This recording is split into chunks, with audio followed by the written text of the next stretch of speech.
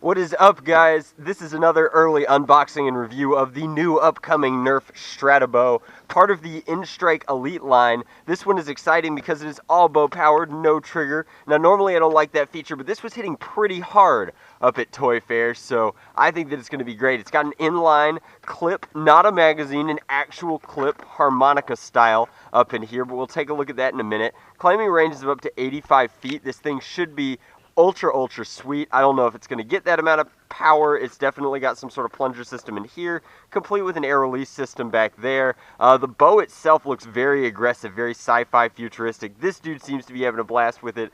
Comes with 15 elite darts. We'll take a look at those. On the back you can see that you load them like so, and it'll ratchet up as it fires through. Hopefully all of that makes sense. It's calling it a 15 dart indexing clip.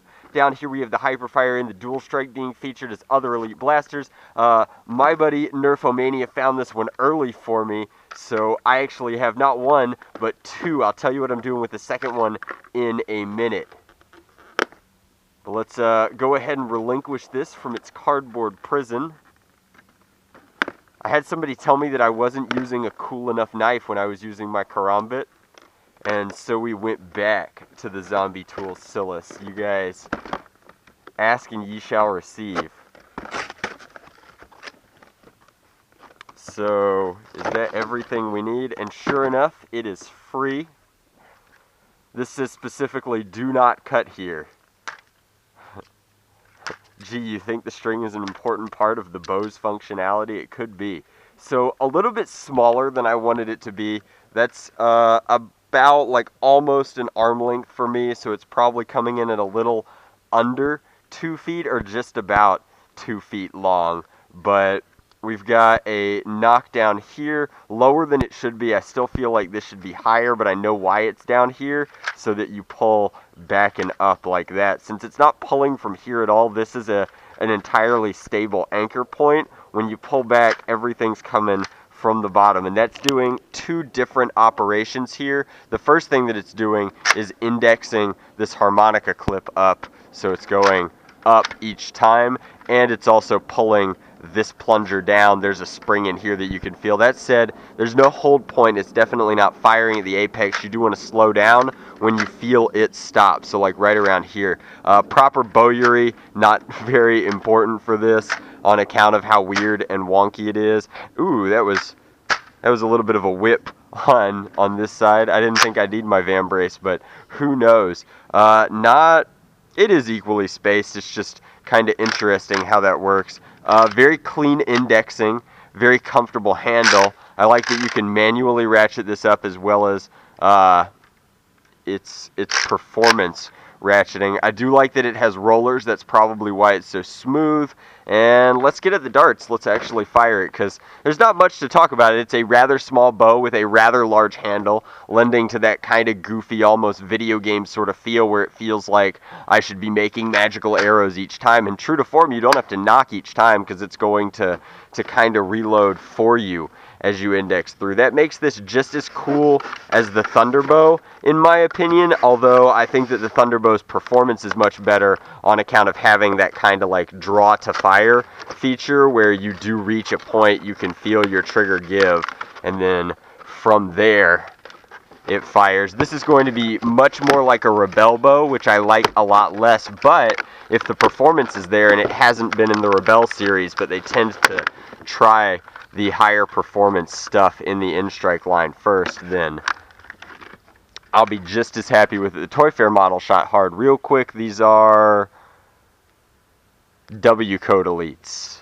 I've seen W-Code Elites before, so even though they're very new, nothing special or phenomenal about that. I know a lot of people don't care what code their elite darts are, but for the very few of you that do, there you go. So loading this is easy. You can load as many or as few as you want. I like that you can continually reload on the fly. This would be an interesting HVZ blaster, because if you're halfway through and you get a respite during a mission or whatever, you could always just throw it back down and reload from a dump pouch. A lot of people like blasters that they can continually top off while playing Humans vs. Zombies.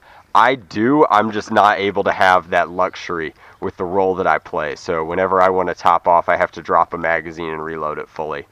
Not as efficient as this, but kind of cool. anyway, we are locked and loaded, ready to go. Let's fire it, see how it works. I'm interested to see, excuse me, still not feeling 100% yet. I'm interested to see how this Bose harmonica clip will be compatible with the Battle Scout, if it will also be able to use this system. If they're going to be kind of universal, even though they are definitely fixed. This is not coming out of the bow, so it's not like you could carry multiple clips like this and reload on the fly, not without modifications at least, and that would really reduce the overall security of it, I think, but we'll try that when we get to the eventual modification guide. Let's fire this a few times for you, right into that sunset. I mean, that's not bad. That's solid performance. Something a little bit closer. Yeah, this is great, actually. This isn't bad at all. For a bow style blaster, this is some of the better performance we've gotten. I feel like Legolas already. Or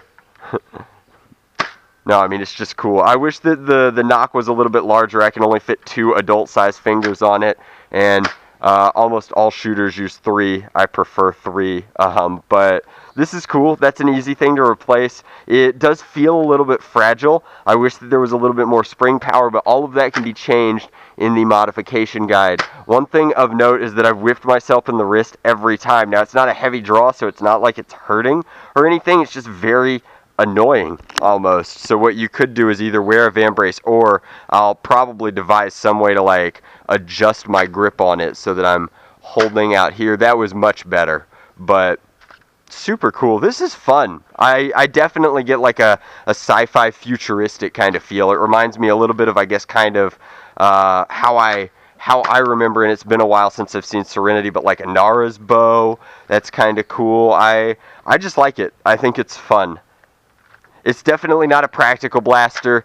The aiming profile here would take a lot of getting used to if you're used to like a trigger and being able to hold potential energy, but if you got really good with it, again, this could have its place in Humans versus Zombies. It's not my style of primary, but I mean, I know people who have used the Thunderbow, so this would be much better for them because it's 3 times the stored capacity.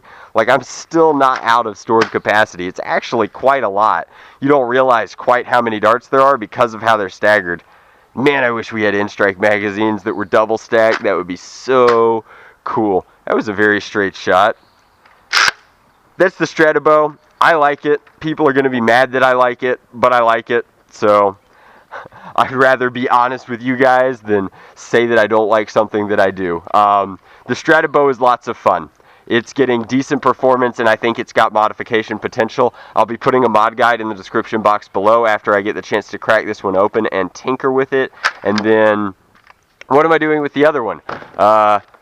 It was very expensive to get these, so I'm actually going to sell this one on eBay. I don't know what it'll go for. I'm going to start it at 99 cents. Normally, the early release blasters do pretty well on eBay. Hopefully, you guys don't think I'm some sort of terrible scalper.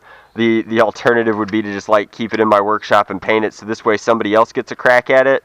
And that's it. So I'll put a link to the eBay auction in the description box below. I'll put the mod guide in the description box below. And I can't wait to start tinkering with this thing. This is going to be a ton of fun.